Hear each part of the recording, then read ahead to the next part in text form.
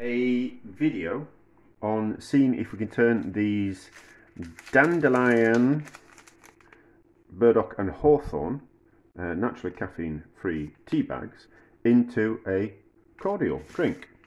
So I'm always looking to I like a bit of cordial in the house. I don't particularly like the stuff that you buy because it's got lots of added things in and sweeteners, and I'm not a fan of sweeteners. I like, if I'm going to have something sweet, I want it to be actually sugar. So I tend to make my own cordials because I've normally got like fruit juices and things kind of kicking around and leftovers and things that I can turn into cordials. So, and I collect elderflowers in the summertime and make elderflower cordial. So I'm always looking for something to make a cordial out of. So why not make it out of these tea bags? So I've got 5 of the tea bags. We need to make this strong. So 5 of these tea bags in here. Now I am aware that there'll be a saturation point with these tea bags, that the water probably won't take on any more flavour from the tea bags, so we'll have to see how this works. And we're going to use them all. We've got 10, haven't we? I put in 5. Let's put in another 5. What we can do is we can always see how concentrated this gets, and then we'll see if we can get any more. We'll add the tea bags to some fresh water and see if there is any more flavour that can come out of them. If that kind of makes sense, because the liquid, like the water's only, is the water only going to soak up so much of the flavour? That's what I'm kind of getting at. And we'll really want to get out as much of the flavour as possible. And we want to make a concentrated cordial by adding. Well, because we're going to be adding a lot of water to it, aren't we? So, more. Have we done? No, did go quickly, did those 4, didn't I? So, we might have to add some more liquid to the tea bags once they've soaked in that 500 millilitres of, 500 millilitres of water. And then, but we can always reduce that and get it concentrated that way. So let's steep those 10 tea bags in there. That's looking very concentrated already, isn't it? This might work. This might work. So let's put those into recycling. And then we've got some lemon juice and some sugar, and we'll give it a boil up, and we'll see how it turns out. But just a little bit of a fun experiment for some tea bags that I had in the cupboard that I'm never going to drink. I'm not really a fruity tea type of person. I bought them for making a flavoured gin out of interest. But anyway, this is this. We're back when it's completely steeped. I'll give it a taste. That's looking pretty well saturated. Let's pour off that liquid. This was never going to be easy, was it? I'm not going to squeeze them out.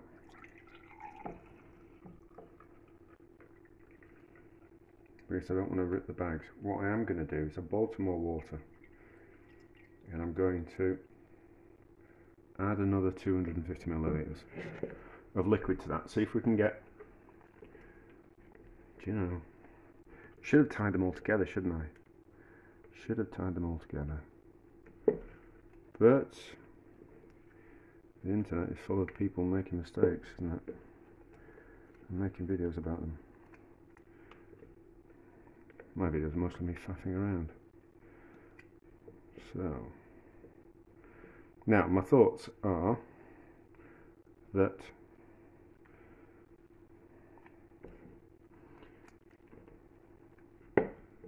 let's just wrap that one around. That's not going to work either, is it? It'll be fine. So, let's put in another 250 millilitres. Oh, was that 250 millilitres? I'm sure it was. Or was it 500? I can't remember. How much liquid is in that glass? Let's put it on the scales. And let's work it out. It's not that my memory's shocking, it's just that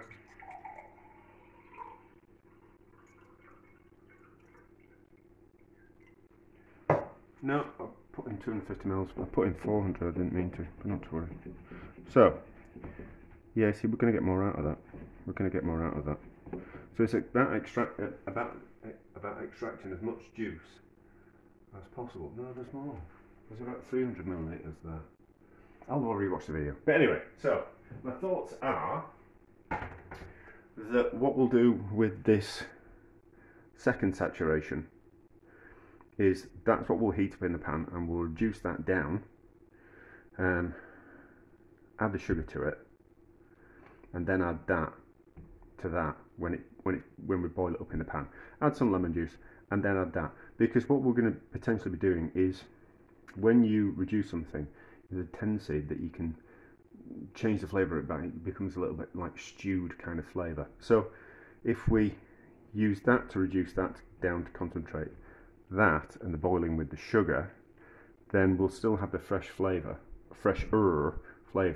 of that on top of it. So I think that will work. Yeah, I think that'll be alright.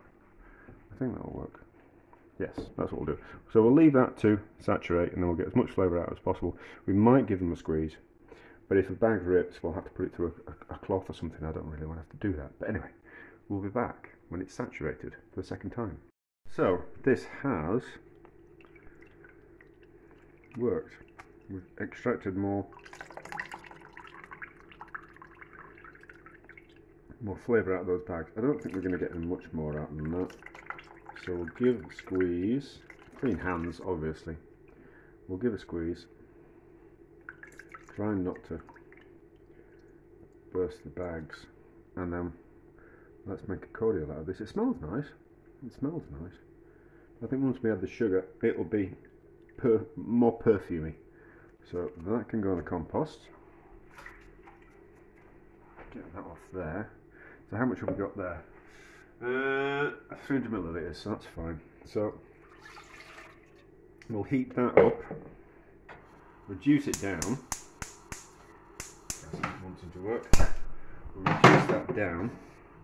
We'll add the appropriate amount of sugar to it and a couple of lemons, and then we'll make a cordial. So we're back when I've added lemon, when that's reduced down, and I've added some, and we're about to add the sugar, and then we'll cool it down and we'll give it a taste.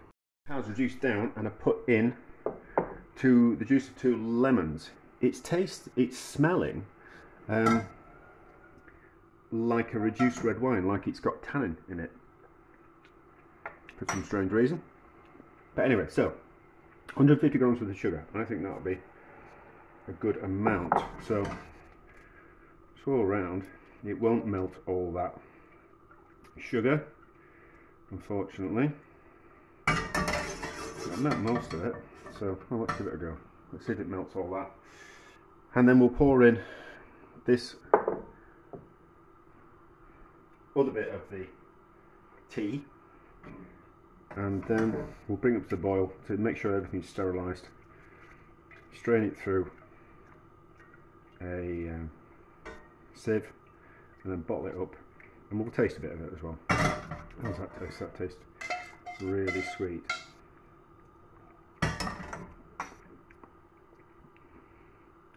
That's a strong syrup. It's nice, is that? I think this is going to be lovely. I think this is going to be lovely. I think this is going to be a really good way to make a fruity cordial without having to faff around with fruit juice and things. So that can go in there. Bring up to the boil. I can use that glass. We'll use that glass to what we call it, to mix the cordial in. So you don't need to see it coming back up to the boil. It's a bit boring. You might be into that type of thing. I'm not.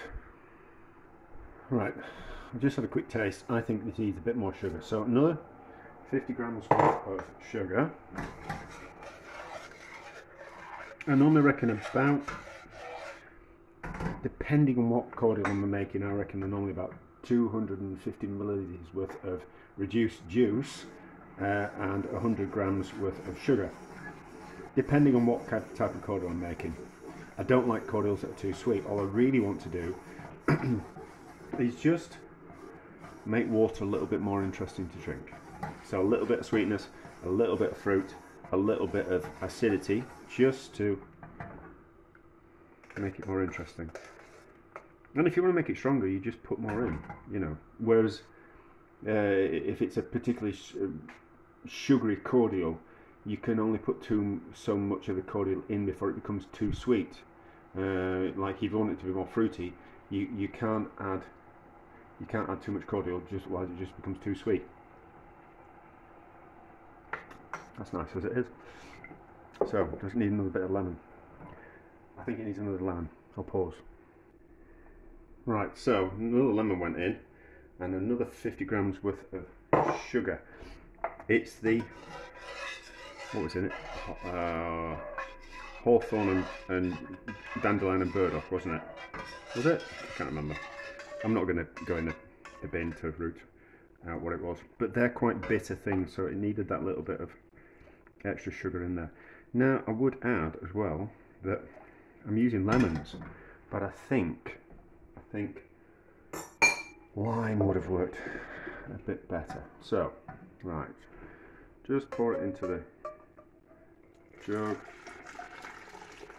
through the strainer, because there was a few bits of zest that got into there. And then over there, out of the way, that out of the way, and then I've got a bottle to put it in. And it's a clean bottle, so the hot cordial will sterilise it. And then we'll just pour a little bit of the hot cordial in that glass of ice water that I've got. Oh, I should have said what kind of ratio we got of it. Is it too late to... What's the yield? I'm doing that, certainly going to sterilise the bottle. What yield did we get? We got about 550 millilitres, something like that. It's a beautiful colour, isn't it? Look at that. I can't remember how much I paid for the fruity tea bags, but it's certainly going to be a lot, if it's nice, I think it will be, it's certainly going to be a lot cheaper, well, a lot easier than buying fruit. I'd make it that way. So that, there's my spoon. So we don't have to wait for it to cool down, we can drink it because it's gone some water with ice in it. So how's it taste? Might need a bit more.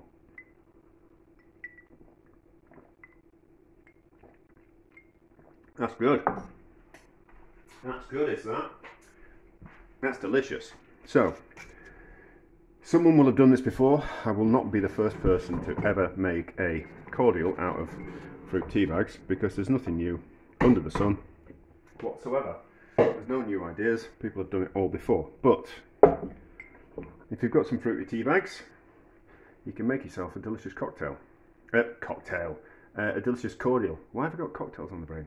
Ah, because it's been a particularly long day and I really fancy a cocktail. But I'm going to yoga tomorrow, and I don't think that's a good idea to be having a cocktail in the evening when I'm going to yoga in the morning. But anyway, that's delicious. That's success. Yeah, very pleased with that. Very pleased.